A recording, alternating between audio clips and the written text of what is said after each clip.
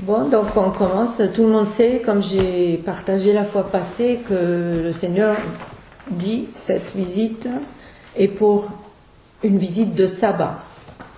Maria n'était pas là, donc je t'explique. Et de toute façon, après l'étude qu'on va faire aujourd'hui, vous allez comprendre qu'est-ce que c'est le sabbat. Et c'est le but. Donc, je ne sais pas si ça vous a étonné, la question de sabbat. Est-ce que vous pensez que le sabbat, ça rapporte au judaïsme, aux juifs par exemple, parce que bon, c'était un des commandements. Hein. Mais je veux commencer par dire, il y a un mouvement messianique. Ça veut dire les messianiques, c'est les juifs qui ont cru en Jésus et qui croient en Jésus. Mais c'était pas ça au départ, mais maintenant le mouvement messianique est devenu une marche en arrière au judaïsme. Ça veut dire, je suis chrétien, mais je prends tout ce qui se passait dans la loi et je le fais. C'est le mouvement messianique. Et maintenant, c'est devenu comme ça, mais c'est devenu aussi un peu à la mode, si j'ose dire ce mot à la mode. C'est le mouvement courant pour les chrétiens. Ça veut dire un chrétien qui n'est même pas juif d'origine, beaucoup maintenant retombent au judaïsme et refaire les fêtes juives et recommencer le sabbat. Mais le sabbat que je vais expliquer aujourd'hui, c'est pas ça. Je veux souligner ce point-là.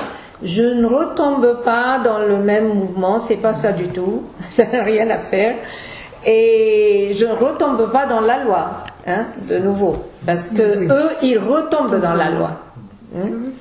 Donc, juste pour vous donner un aperçu pourquoi je suis là avec le sabbat, ça veut dire je ne parle pas de cette visite, mais ça veut dire je pratique le sabbat. Au commencement, je ne savais pas, je ne l'appelais pas sabbat, mais je l'appelais un jour pour le Seigneur. Et ça a commencé en 1994, donc 20 ans en arrière. J'ai eu comme ça à cœur, j'étais au Canada, que je veux consacrer un jour de semaine pour le Seigneur. Je le consacre pour le Seigneur, je ne réponds pas au téléphone, je reste avec le Seigneur depuis le matin jusqu'au soir et je jeûne. Maintenant, mon jeûne est plus flexible, dans le sens, je jeûnais toute la journée. Et je ne sais pas si, je me rappelle pas si je mangeais le soir ou pas, mais enfin, bon, ça c'était moi qui a senti comme ça, et j'étudiais la parole, je priais, je faisais, voilà.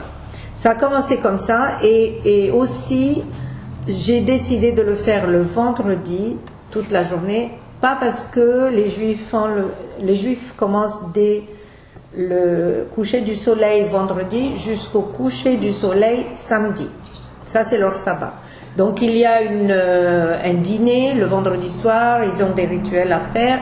Et puis, le samedi, ils font pas de travail, ils marchent, ils peuvent même pas prendre la voiture. Ils marchent jusqu'à la synagogue, etc., etc. Enfin, donc c'était pas ça, mais moi, le Seigneur a mis à cœur, dans mon cœur depuis le début, deux peuples, les Juifs et les musulmans. Et donc j'ai intercédé pour ces peuples, et pour eux, vendredi, c'est spécial. Et puisque j'ai intercédé, je sentais, bon voilà, donc je dédie vendredi à cause de ça, et je vais prier pour les deux. Et c'est ça ce que je faisais. Mais je ne priais pas seulement pour les Juifs et les musulmans. Enfin, tout ce qui est sur la table pour prier ou intercéder, je le faisais. Et ça a commencé donc le vendredi. Quand je suis venue en France, j'ai continué, c'était le vendredi. Quand je suis allée en Égypte, vendredi, ça ne marche pas du tout, parce que c'est vrai que c'est le jour de prière des musulmans, mais c'est le jour de congé officiel en Égypte. Donc c'est le jour que je peux faire mon ministère et avoir des réunions avec tout le monde qui est libre. C'est comme le week-end ici. Donc j'ai changé ça au lundi. Et c'était le lundi, mon jour de sabbat. Maintenant je reviens au vendredi au Canada, et voilà. Mais vous allez voir, c'est pas fixe.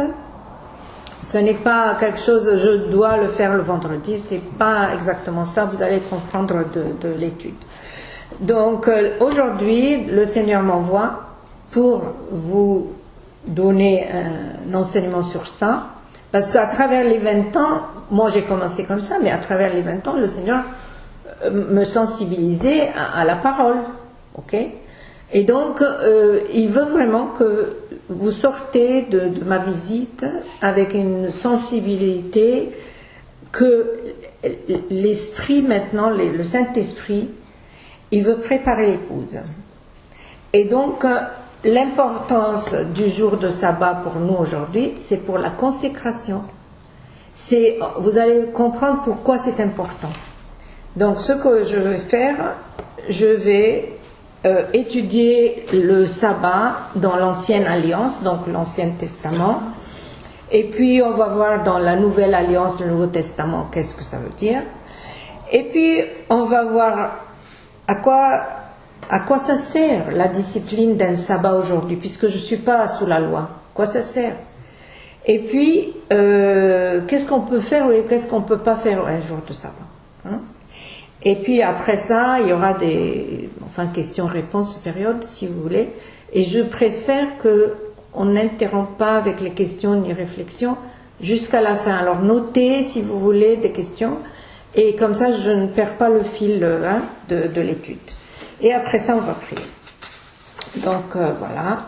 Donc, le premier point, c'est le sabbat dans l'Ancienne Alliance. Nous allons regarder dans nos Bibles que nous allons voir que Dieu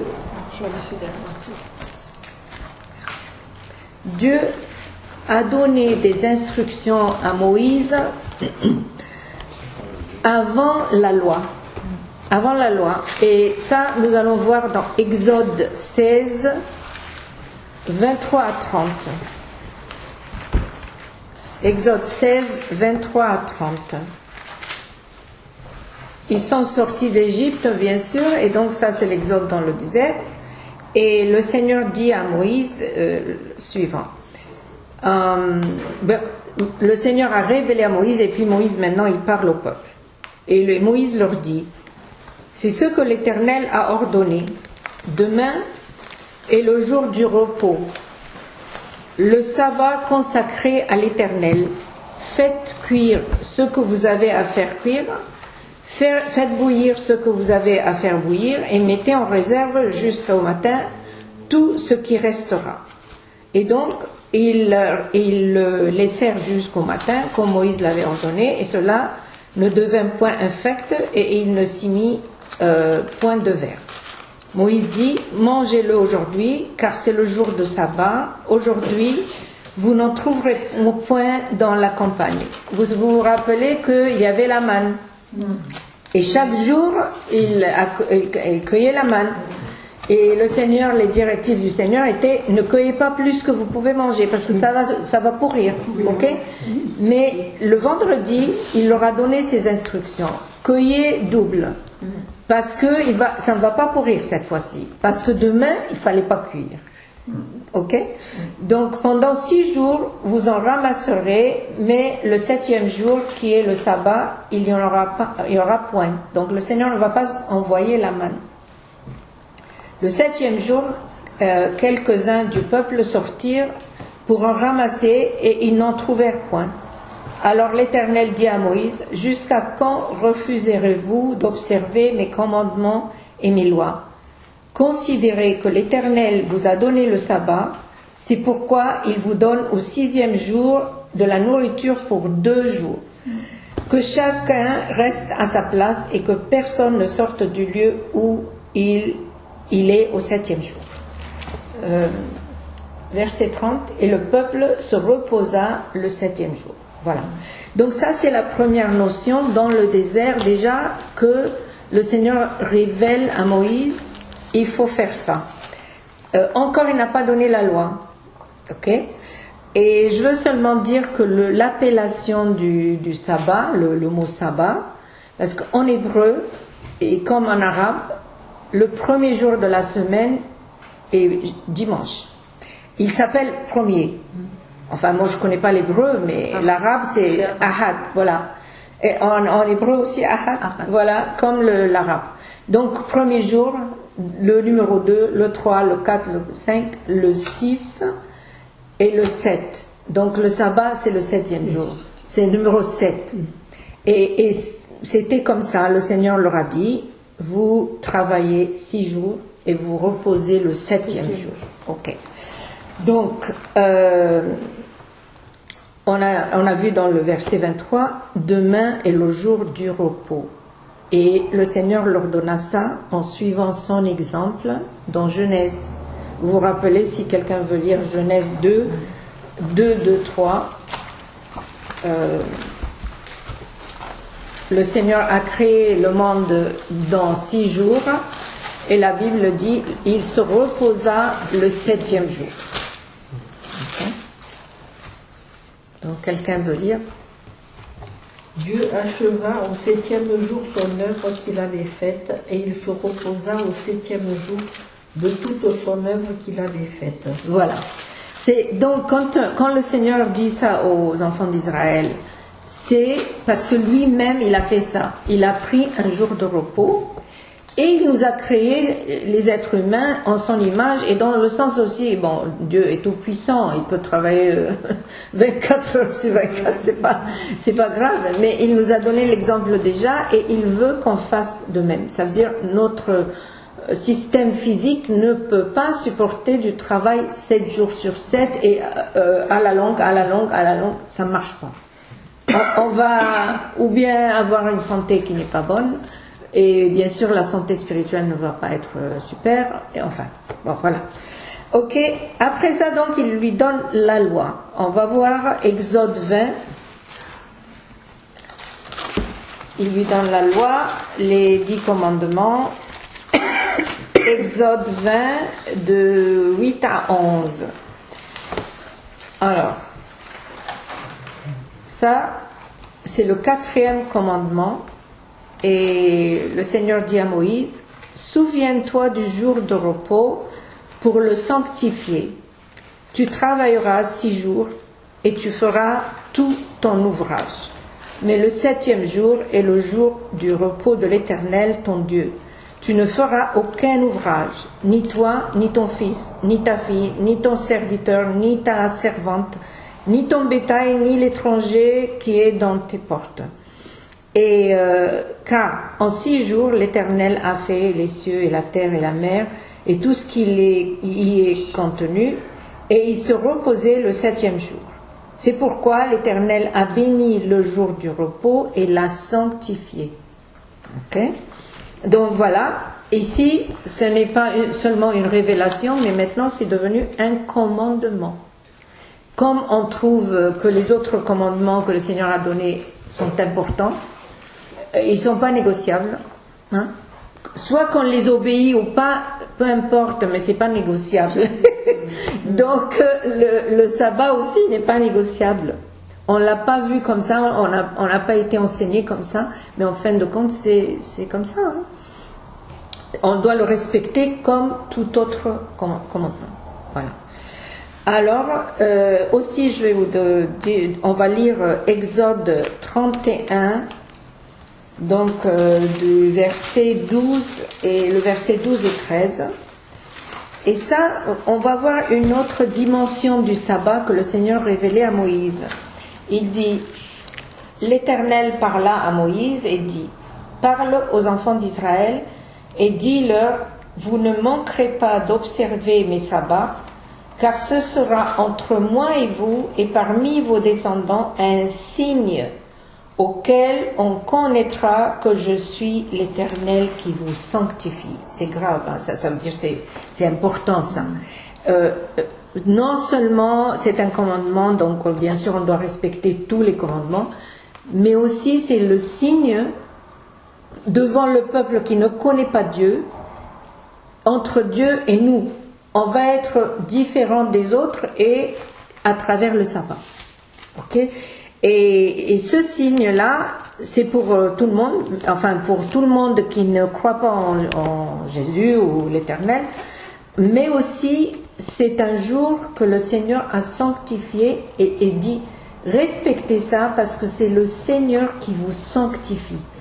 Il faut lire entre les lignes et dire donc le Seigneur il fait ça pour notre repos mais pour notre sanctification. Ok. Pour nous purifier, pour nous rendre saints, comme il nous a appelés saints si on croit en Jésus.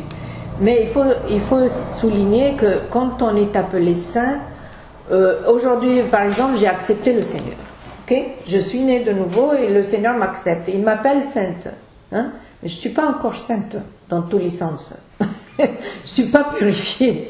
Et donc, à travers le cheminement avec le Seigneur, le Seigneur me sanctifie petit à petit et finalement, quand on sera avec lui, nous serons vraiment saints, comme il est saint. Mais aujourd'hui, on n'est pas à 100%. Okay?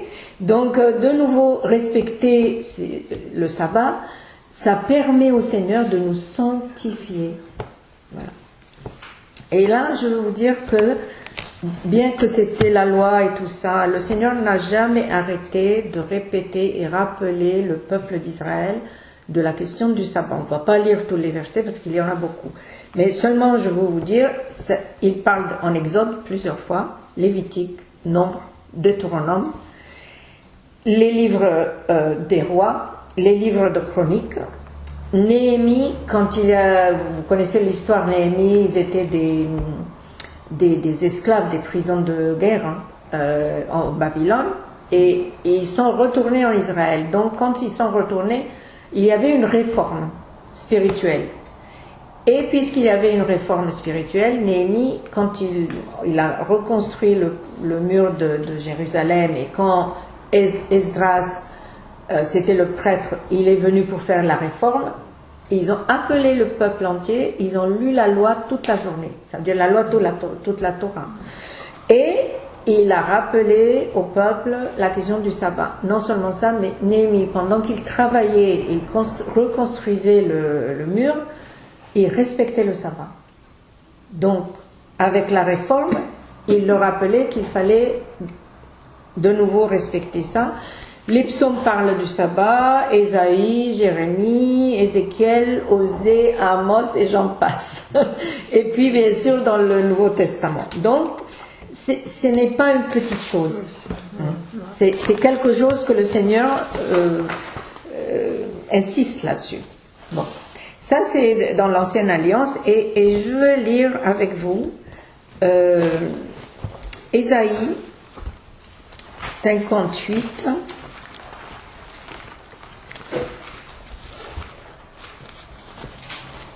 Ésaïe 58, du verset 13 et 14.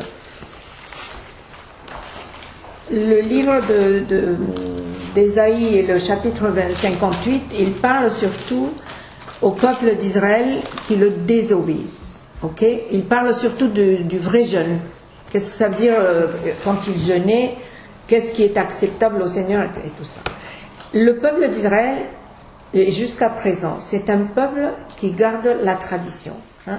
Donc, je ne peux pas dire qu'ils gardent la loi exactement parce qu'ils ont ajouté les rabbins à travers les siècles plein de choses, mais ils respectent religieusement les traditions.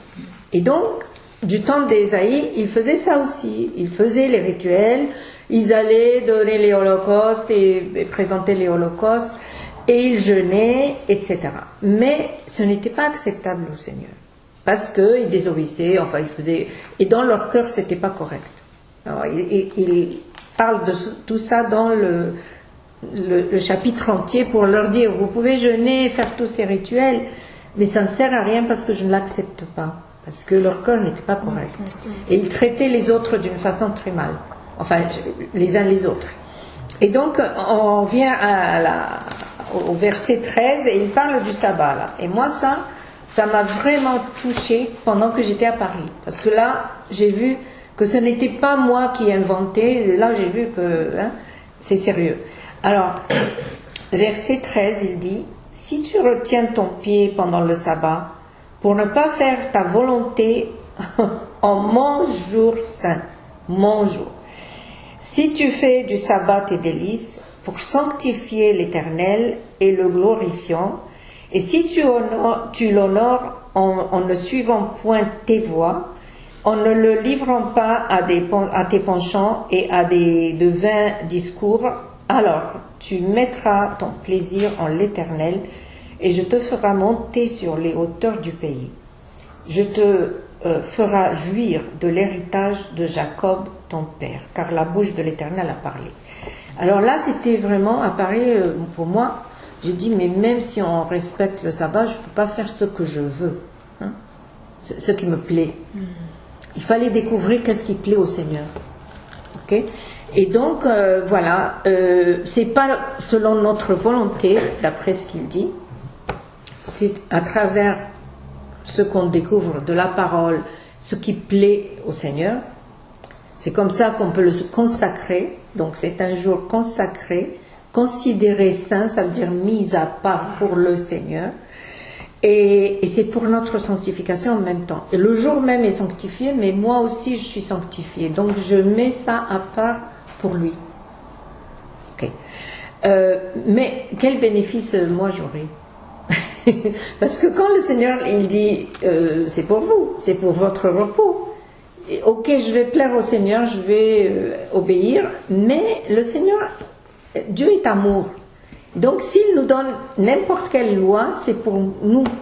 C'est vraiment pour notre bien, c'est pas seulement pour le faire plaisir. Hein? Et donc il dit, si vous respectez tout ça et vous ne faites pas ce qui vous plaît à vous, vous aurez la joie de ma présence.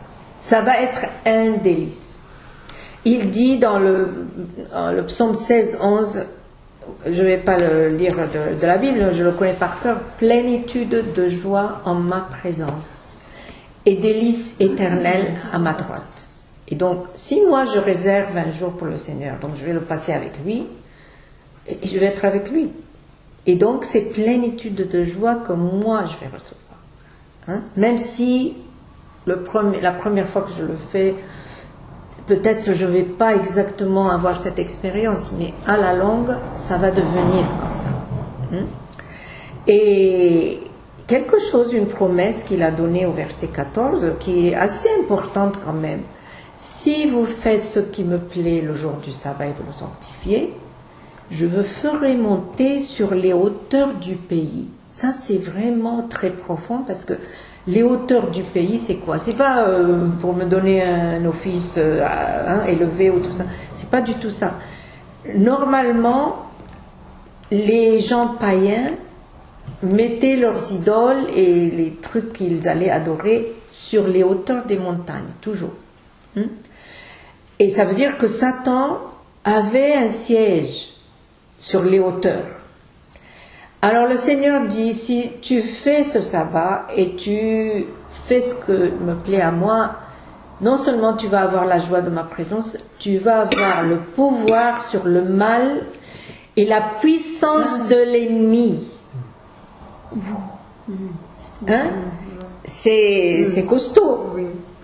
Et aussi, à part ça, puisque moi je vais surmonter l'ennemi, je recevrai mon héritage.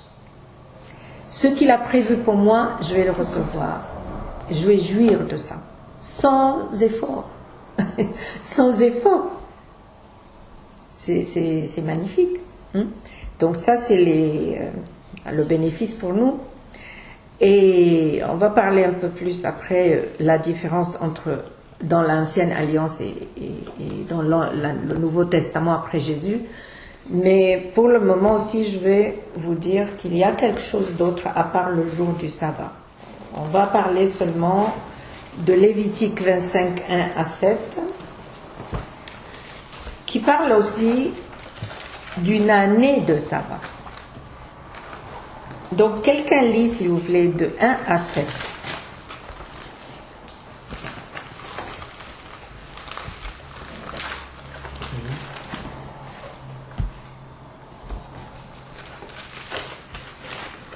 Lévitique 25, 1 à 7.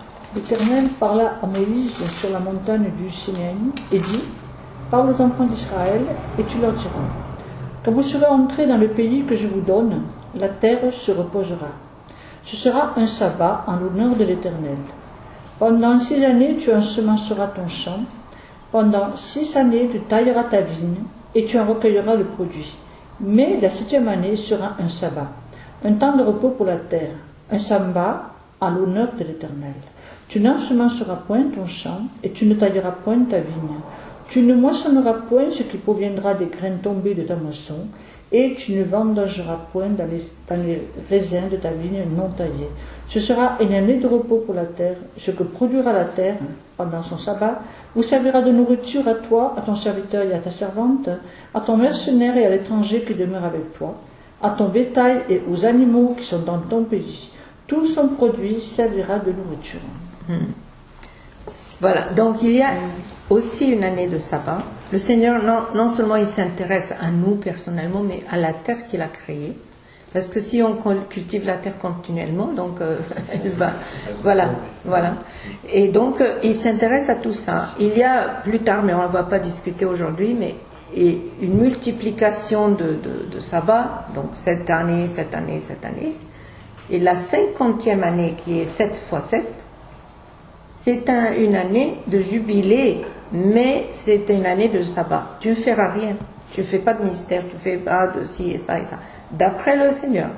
Mais on ne va pas discuter de ça, mais seulement cette année de sabbat là, moi je vous dis, c'est vrai que moi je connaissais, mais je n'ai pas pratiqué. Enfin, on ne réfléchit pas, c'est la 7e année, donc je ne fais rien.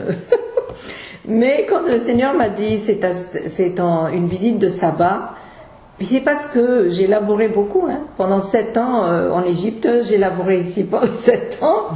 Et là, il me dit, voilà, ta visite là, et c'est une visite de sabbat. Mais ça ne veut pas dire qu'on ne peut pas parler du Seigneur, comme on fait maintenant. Ça ne veut pas dire qu'on ne peut pas lire la Bible, on ne peut pas prier, etc. Mais je ne viens pas pour un ministère individuel, faire des délivrances, je ne viens pas pour faire d'autres choses que je faisais ici. Même, il m'a interdit d'écrire la lettre de nouvelles. Je n'écris pas. Il m'a donné seulement 2 semaines de sabbat, pas une année entière.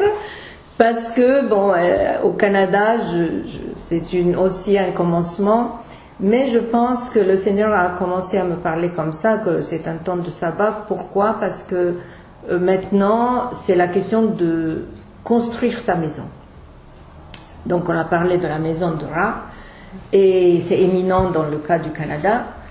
Et si le Seigneur va me donner la responsabilité, il me fait confiance de prendre soin de sa maison et de son épouse, je dois participer à la préparer, et bien moi je dois être consacrée aussi. Donc comment ça va continuer cette année, moi je n'en sais rien, mais je prends ces directives et je le fais. Donc je ne sais pas.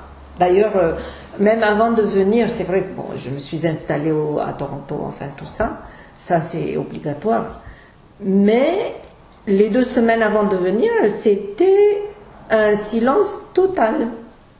Il n'y avait rien à faire, je vous assure.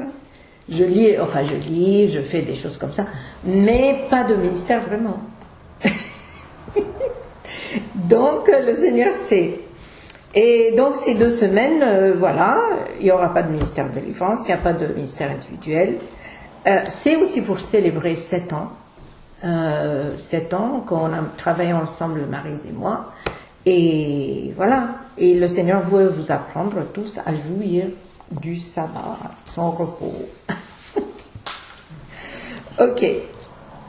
Donc, la deuxième partie, c'est le sabbat dans la Nouvelle Alliance après Jésus. On avait dit que, premièrement, c'est un jour de repos. Ok. Nous recevons notre repos. Moi, je parle aujourd'hui, si je fais le sabbat, je reçois mon repos parce que j'entre dans les parvis du Seigneur. Je suis dans le Saint des Saints pendant une journée et c'est le Dieu vivant avec qui je communique. Je ne le fais pas parce qu'il y a... je le fais par obéissance, je le fais par respect parce qu'il le veut, mais aussi ça me décharge de toutes les pressions qui sont autour de nous. Il faut dire que notre vie est très chargée. De toute façon, même si c'était de l'ancien temps, de l'Ancien Testament, ils avaient des choses à faire, il y avait des problèmes, il y avait des disputes, il y avait Ça, c'est un jour, maintenant, j'oublie tout ça. Et je suis dans la présence de Dieu. Et je ne fais pas ça comme obligation. Et j'oublie mes obligations. On a tous des obligations, n'est-ce pas? Même si j'ai du travail, hein, je le mets de côté.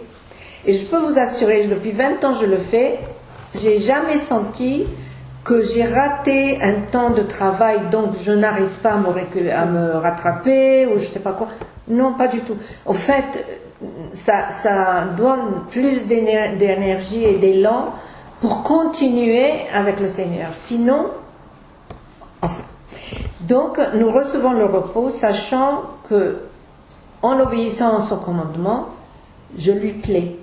Et ça me donne la paix. Ça me donne la paix. Hein? Je suis approuvée par le Seigneur. Qu'est-ce que les Israélites faisaient et ils font jusqu'à présent? C'est très différent.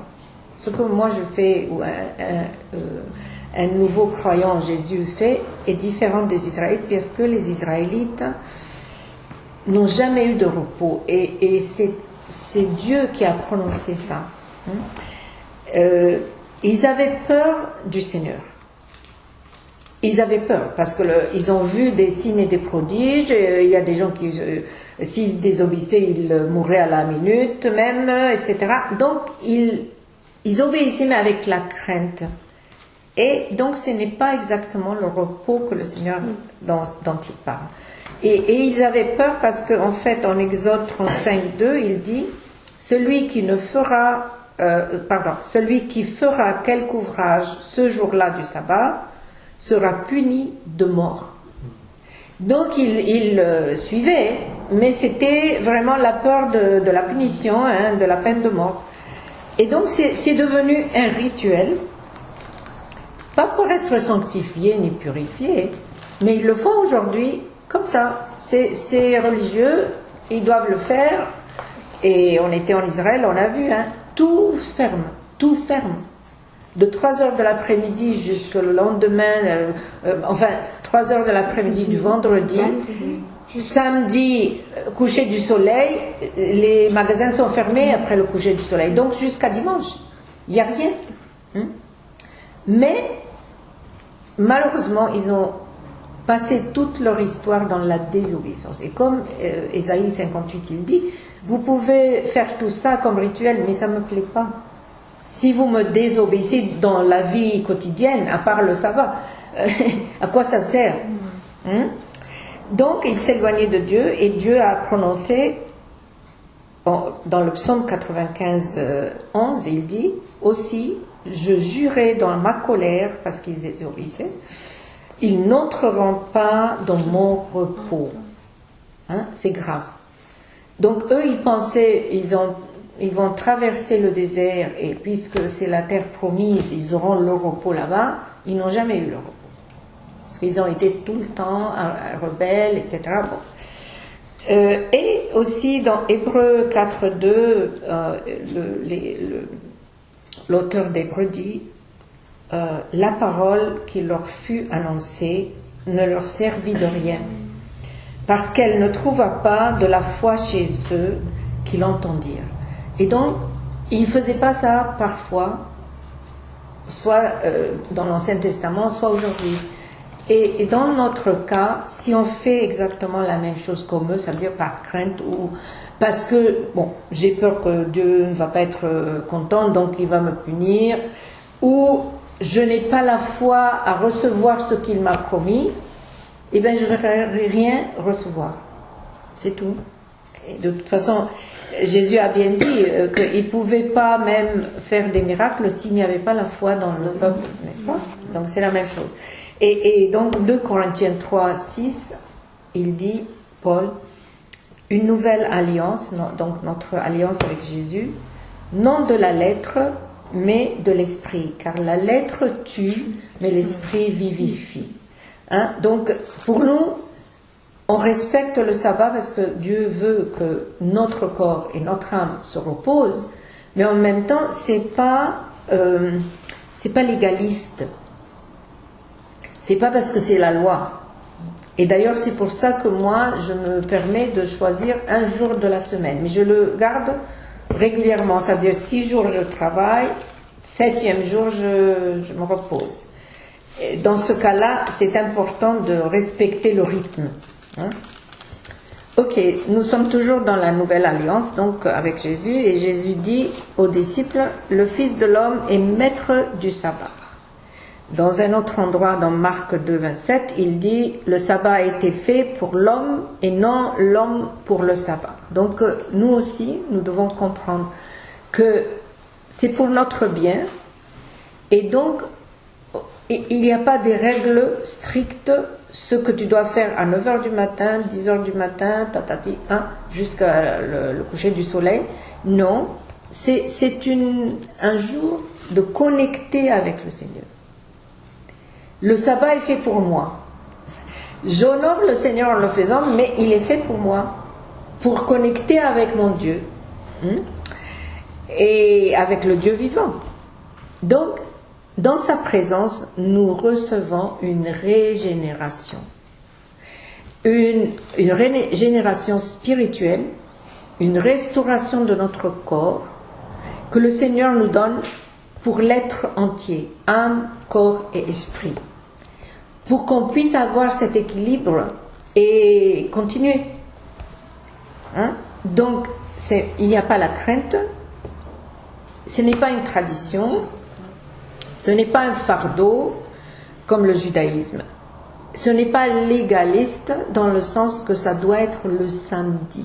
Il y a des gens qui font aujourd'hui, comme je vous ai dit, ils ont adopté le judaïsme et donc ça doit être le samedi. On n'est pas obligé. On peut le faire samedi, personne ne nous interdit. Mais si vous choisissez un jour de la semaine, gardez ce jour et puis voilà. Le rythme se produit. Aussi ce jour-là, je ne peux pas faire ce que je veux. Ça veut dire, si j'ai décidé qu'un jour de la semaine, pour moi, vendredi, c'est pour le Seigneur, par exemple, quelqu'un me téléphone, et ça s'est arrivé plusieurs fois, ils veulent un rendez-vous le vendredi. Alors, on peut penser, c'est un mystère. Donc, je fais ça pour le Seigneur. Et non. Non, je dois dire non, je ne suis pas disponible le vendredi. Et d'ailleurs, j'explique que quand j'étais en Égypte le lundi, personne ne me téléphone parce que je ne vais pas répondre. Au début, ils ne comprenaient pas. Oh, tu peux quand même sauter un lundi. Non, je ne peux pas. Et maintenant, c'est devenu le vendredi. Et c'est passé au Canada, la même chose. Vendredi, je peux te voir vendredi? Non, je ne peux pas. Même si ça va décaler son rendez-vous à 1 ou 2 semaines, peu importe. Dorénavant, vendredi, je ne peux pas. Mon neveu m'a téléphoné, je vais prendre vendredi congé, je t'invite, je suis sa tante, et avec sa maman pour aller manger dehors. Là. Je lui dis non, dorénavant, je ne peux pas prendre d'invitation le vendredi. Il m'a dit, mais alors on ne va jamais se voir, puisque moi, le vendredi, ça me convient, et puis le week-end, je suis avec ma famille. Et je ne peux pas. Je lui dis, écoute, il y a toute la semaine. Mais le vendredi, je ne peux pas. Alors, c'est comme ça. Ça veut dire que je ne peux pas me justifier parce que lui, il n'a aucun autre jour. Donc, je vais lui plaire à lui et déplaire à Dieu. Je ne peux pas. On ne fait pas ce qu'on veut. Donc, on respecte 6 jours de travail et 7e jour de repos. Et le 7e jour, c'est pour nous sanctifier, comme on a dit. Donc, ça devient un jour de délice pour grandir dans la foi. Parce qu'on va discuter qu'est-ce qu'on peut, on ne peut pas faire le jour de sabbat. Donc, une chose qu'on peut faire, on peut étudier la parole. On peut proclamer la parole, on peut s'approfondir, on a un jour entier, donc c'est le seul jour que je peux me permettre ce luxe. Normalement, même si on fait le culte personnel, on n'a pas tellement de temps. Même si j'ai le temps, quand même, c'est pas un jour.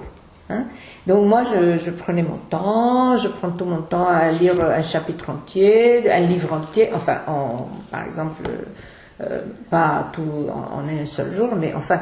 pour faire ses études. Et voilà, donc on s'approfondit dans la parole de Dieu, on s'approfondit dans notre relation avec le Seigneur, et parfois le Seigneur opère des délivrances personnelles.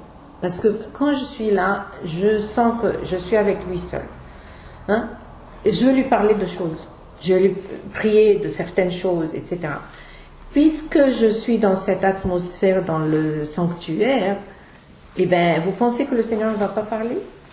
Il va parler. Et donc, je vais recevoir de lui quelque chose et il va me parler de ce qu'il veut changer et sanctifier en moi. Et donc, ça devient un réveil personnel. Et ça ne s'arrête jamais, puisque on ne va jamais arriver à la perfection jusqu'à ce qu'on voit Jésus. Et donc, il continue à nous perfectionner. Voilà. Pourquoi? Parce que j'aimerais lire en détail, en fait, le chapitre, enfin, pas celui-là encore, mais Jean 15. On va lire de 4 à 8. Vous savez que le chapitre 15, il a parlé de lui-même et il dit « Je suis le vrai cep ». Ok? Quelqu'un veut lire 4 à 8.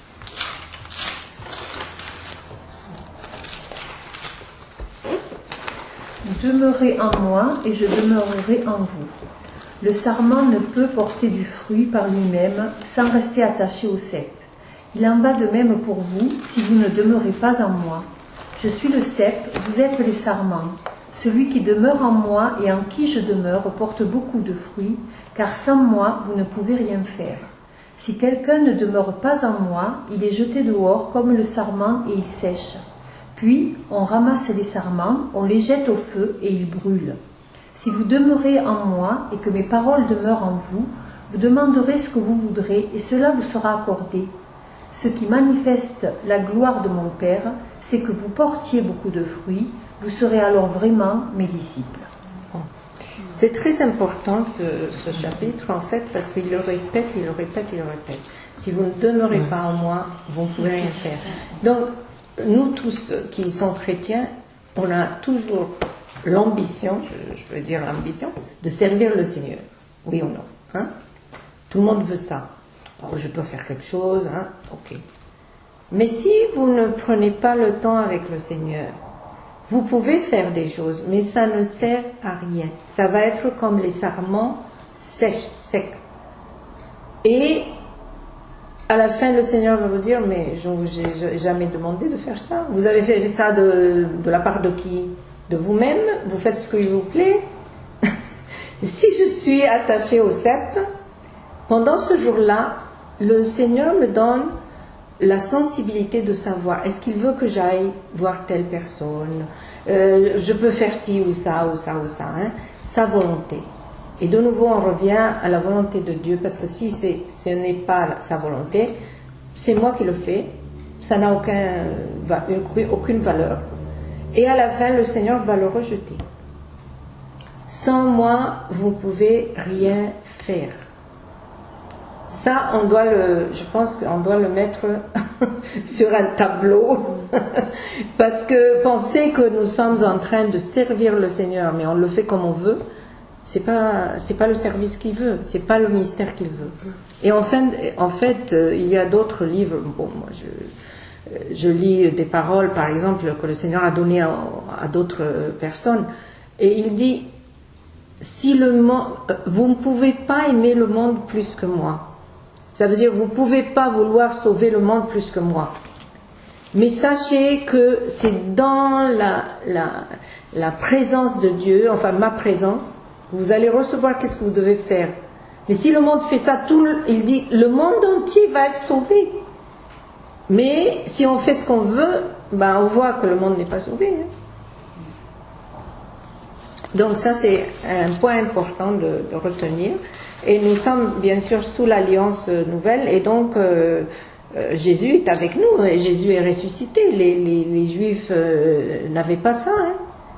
Ils n'avaient pas cette relation personnelle et un accès illimité au Père et au Fils et au Saint-Esprit. Mais nous avons. Ok. Alors, à quoi ça sert aujourd'hui de faire le sabbat? Nous avons dit plusieurs bénéfices. Ok, très bien. Mais il y a quelque chose de plus important qui devient maintenant primordial. Parce que tout le monde dit, et on le sent, nous vivons à la fin des temps. On le sent. Le mal augmente, il y a plein de trucs qui se passent autour de nous. Quand je dis trucs, c'est plutôt théologie, enfin toutes sortes de mouvements. On ne sait pas lequel c'est bon, lequel n'est pas bon. Hein.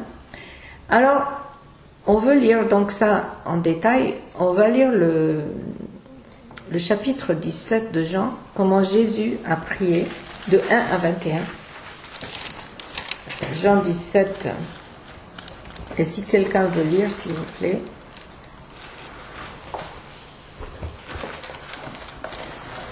Jean 17, 1 à 21.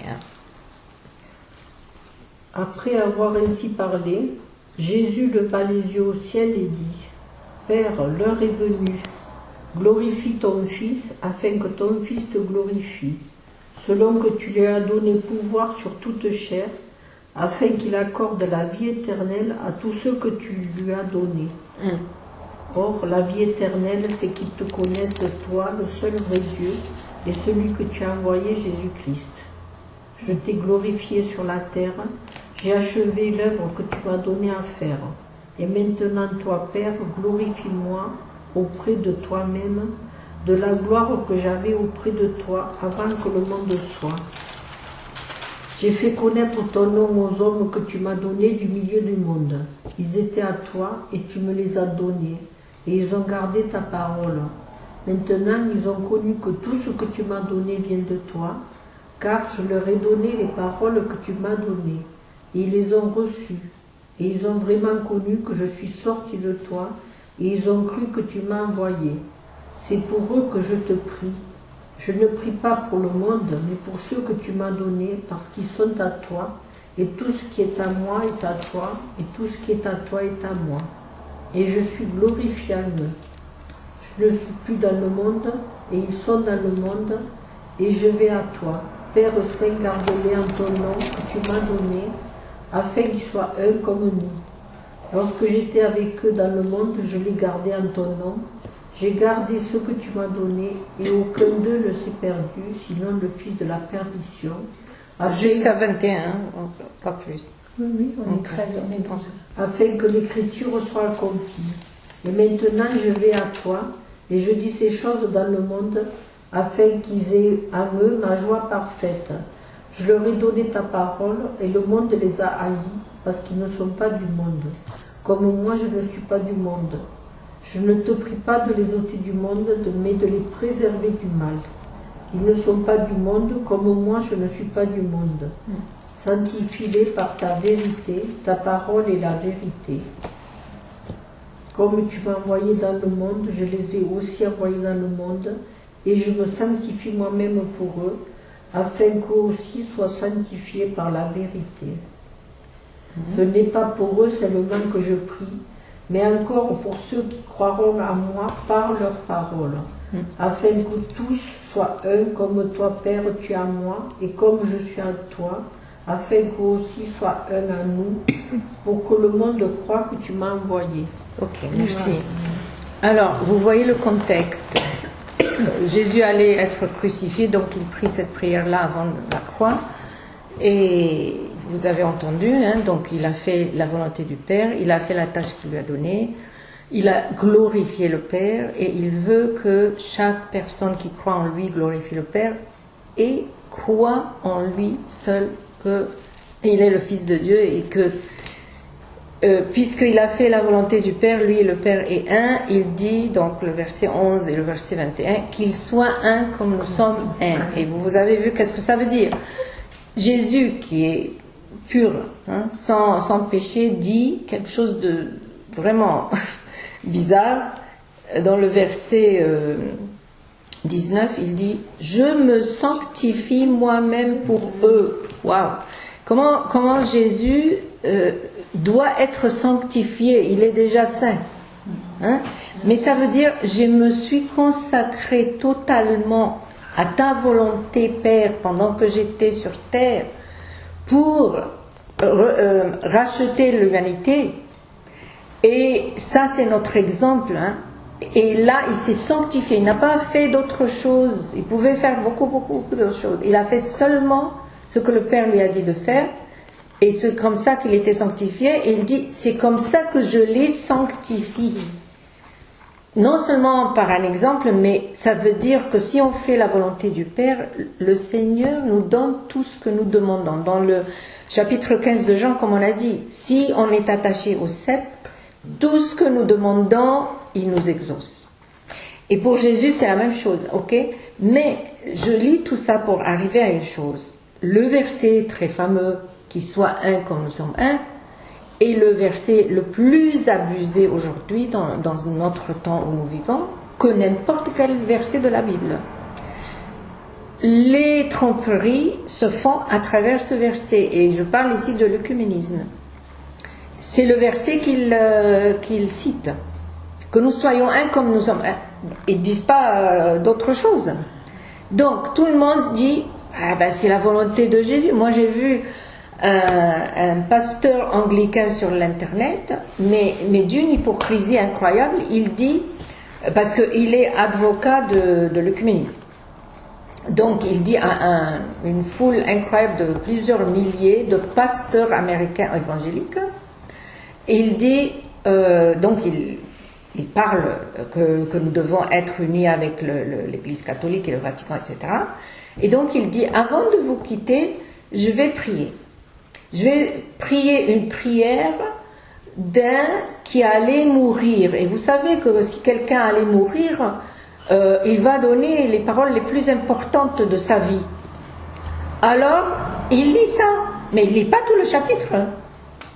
Et si Jésus dit qu'il soit un comme nous sommes un, comme Jésus est un avec le Père, et donc il n'y a aucune différence entre le Père, et que toute personne qui va glorifier Jésus va être un avec eux, parce que le Père l'a glorifié lui, et c'est comme ça qu'on peut être un. Mais il ne lit pas tout ça, il lit seulement ces paroles-là. Jésus, avant de mourir, a demandé au Père que nous soyons un. Alors, laissez les disputes, les différences, mais ça, et vous savez, ça veut dire les gens croient.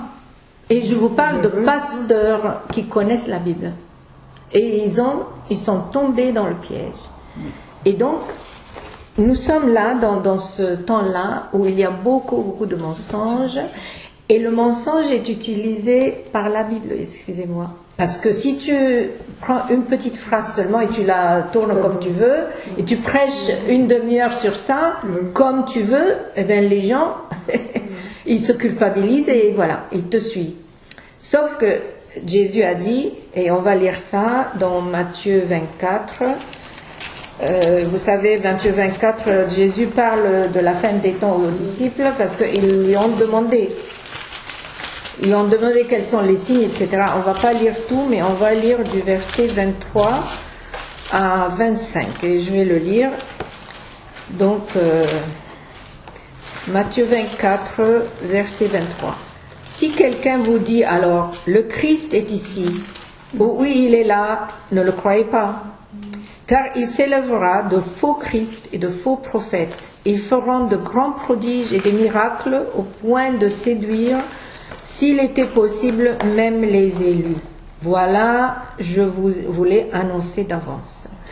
Alors, vous savez, maintenant les rassemblements œcuméniques et l'Église catholique a annoncé un mensonge parce qu'ils n'ont jamais changé leur doctrine.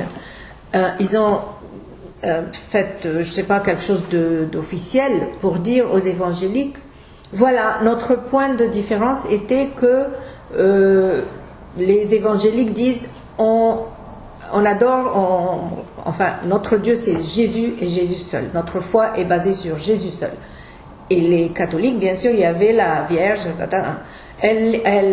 toute la doctrine est la même, mais ils ont publié un truc officiel aux évangéliques pour leur dire voilà, maintenant c'est Jésus seul et donc il n'y a aucune différence. C'est pas vrai.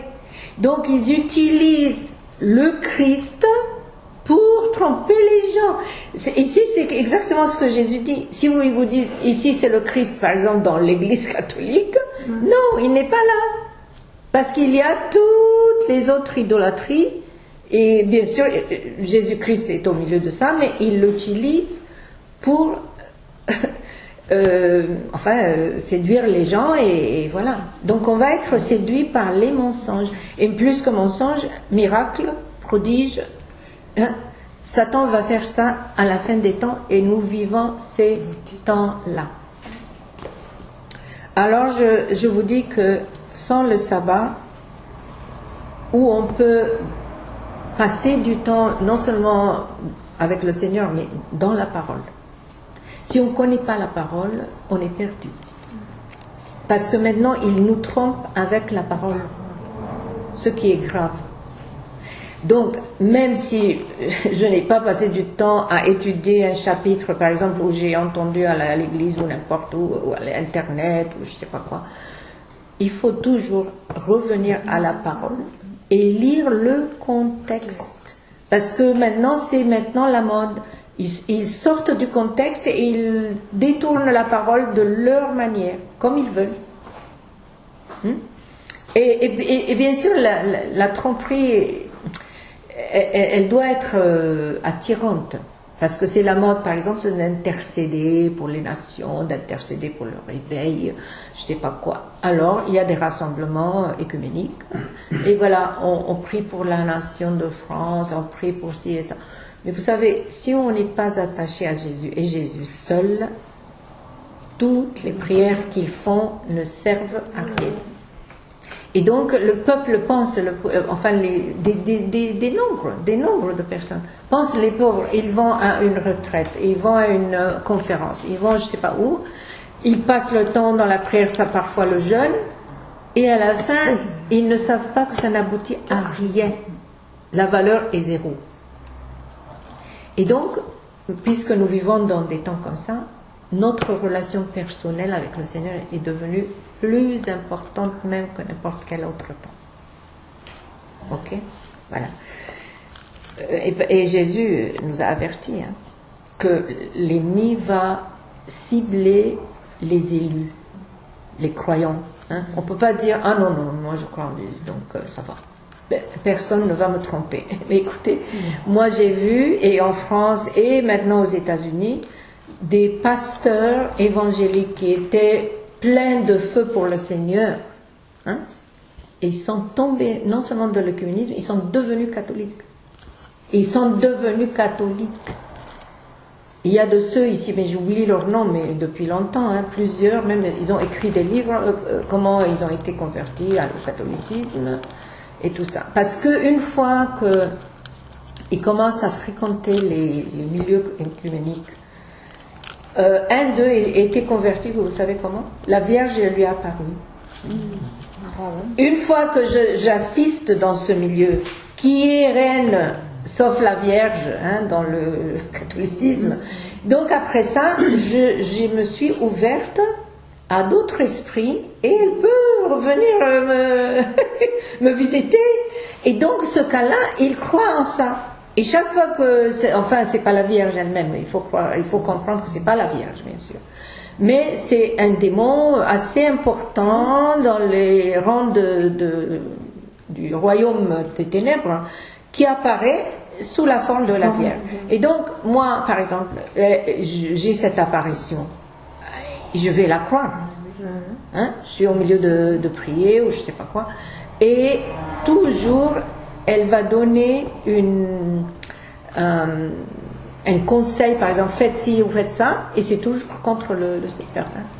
C'est pour elle. Voilà. Donc c'est pour ça que il y a des gens qui disent non, moi je ne vais jamais pratiquer les pratiques catholiques, c'est fini, c'est terminé pour moi. Ok. Mais pourquoi tu vas dans le milieu où ils pratiquent et participer là-bas, ça t'ouvre à des esprits dangereux. Et tu ne vas jamais discerner, on va être tout à fait confus. Voilà. Ok, on arrive alors, qu'est-ce qu'on peut faire pendant le sabbat? Qu'est-ce qui est permis, qu'est-ce qui n'est pas permis? Bon. On a bien dit travail, pas permis.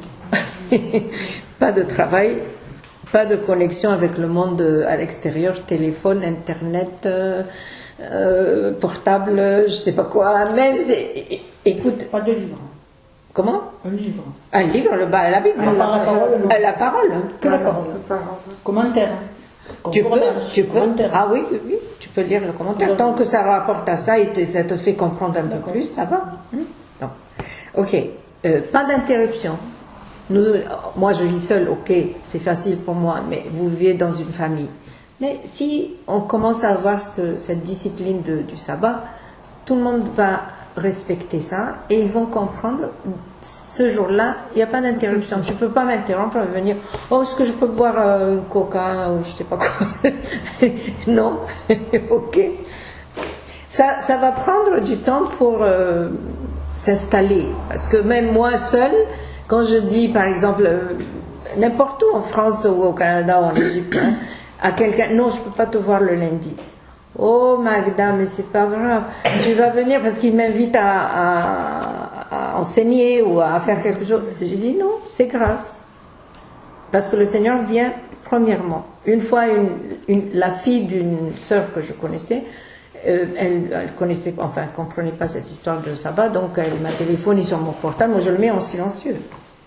Et je l'amène dans une autre pièce, comme ça je ne le vois pas clignoter. Ok. Donc elle a téléphoné, je ne sais pas, 8 fois, ou je ne sais pas combien de fois. Ouais, j'ai pas téléphoné. À la fin de la journée, le soir, je lui ai téléphoné. Je me dis, mais qu'est-ce qui se passe 8 fois? Elle a essayé le téléphone fixe, enfin. Question de vie ou de mort. Mais oui, qu'est-ce qu'elle voulait?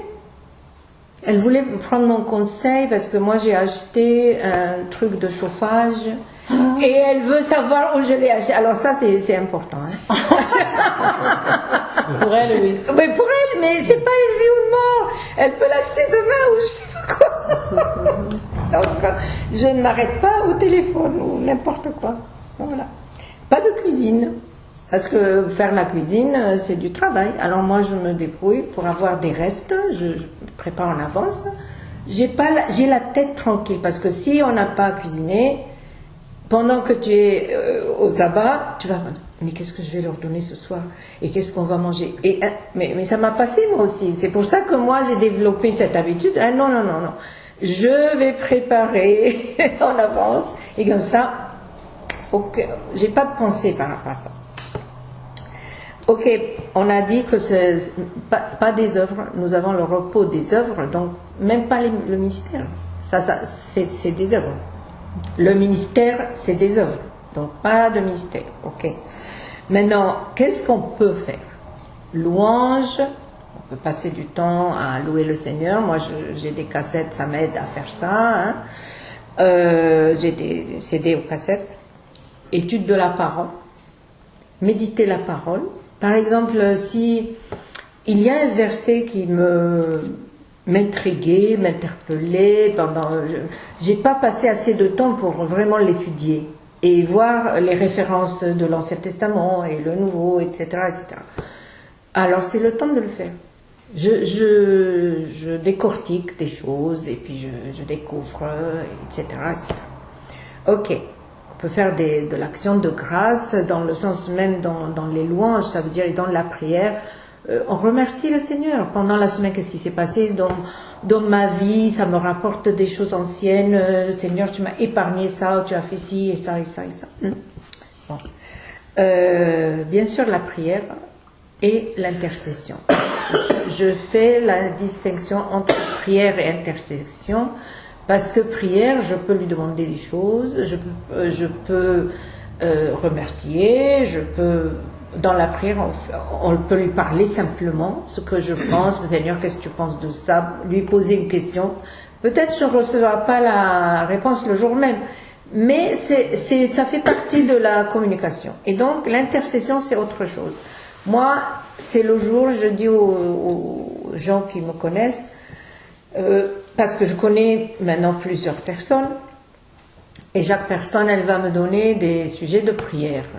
Eh bien, écoutez, si je fais tous les sujets de prière, je ne vais jamais sortir de ma chambre. Donc je leur dis, écoutez, c'est le jour de mon sabbat, où je vais prier pour vous. Mais je ne peux pas vous promettre, à moins que ça soit une crise ou quelque chose important, je ne vais pas prier chaque jour. Donc, pendant la louange et que je suis dans la présence de Dieu, voilà, le Seigneur me rappelle des noms. Et j'écris les noms, comme ça je n'oublie pas. Quand le temps de l'intercession arrive, ou des sujets, hein, parce que c'est pas seulement l'intercession pour les personnes, mais aussi l'intercession pour mon pays, ce qui se passe autour de nous, je sais pas, notre entourage, hein, famille bien sûr, tout ça. Donc voilà ce qu'on fait le jour de sabbat, et vous allez être surpris que le temps passe très vite. Enfin, peut-être la première fois c'est pas trop vite, mais on s'habitue. Et maintenant j'ai dit dimanche qu'on va faire 6 heures, n'est-ce pas? On va faire 6 heures de jour de sabbat samedi. Mais ça c'est pour commencer. Pour moi 6 heures c'est pas suffisant. Moi je continue jusqu'à ce que je sens que voilà, j'ai terminé tout ce que je veux faire avec le Seigneur aujourd'hui. Ça dépend. Parfois c'est 6 heures, parfois c'est 9 heures. Ça dépend. Ok? Donc ça aussi c'est pas légaliste. Le Seigneur n'est pas légaliste. Je dois faire 1 heure de louange et après ça je sais pas combien de temps pour la prière et je sais pas. Non, ça dépend. Ne pensez pas que si jamais vous allez vraiment commencer cette discipline, il n'y aura pas d'opposition. Après 20 ans de pratiquer le sabbat avec le Seigneur, j'ai des jours, des oppositions terribles. Ça peut arriver comme forme quoi, par exemple. J'ai dormi bien la nuit, tout. Je me lève, c'est le jour de sabbat, super. Je prends mon petit déjeuner, parce que c'est comme ça que je fais, je prends mon petit déjeuner, puis pendant la journée, je jeûne, mais après ça, je mange le soir. Bon. Dès que j'ai fini mon petit déjeuner, je tombe de sommeil. Je tombe en parlant même, c'est pas possible. Alors là, au début, bon, ça m'a eu, mais après ça, non, je te comprends très bien. Je comprends que c'est l'ennemi. Je comprends, c'est moi. Ah, c'est la même sonnerie. Donc, ce que je fais tout de suite, alors, je combats. Je combats dans la prière tout de suite. Satan, tu n'as pas le dernier mot. J'ai bien dormi le soir, il n'y a aucune raison de tomber de sommeil comme ça. Et là, je te dis, je vais passer le jour du sabbat avec le Seigneur. N'essaye pas. Je me lève de ma chaise et je vadrouille dans la maison. Comme ça, je ne vais pas dormir debout, quoi. Et je prie avec le Seigneur. Seigneur, maintenant tu prends mes pensées captives à ton obéissance. Seigneur, par ta force, tu me relèves. Je refuse le sommeil. Je refuse des choses comme ça. Parfois, je suis déprimée même le jour du sabbat. Je combats. Mais ça ne dure pas. Une fois qu'on a capté qui est en train de me faire quoi, je le combats, il est terminé, hop, c'est fini. Je mets la louange et puis ça commence. Hein?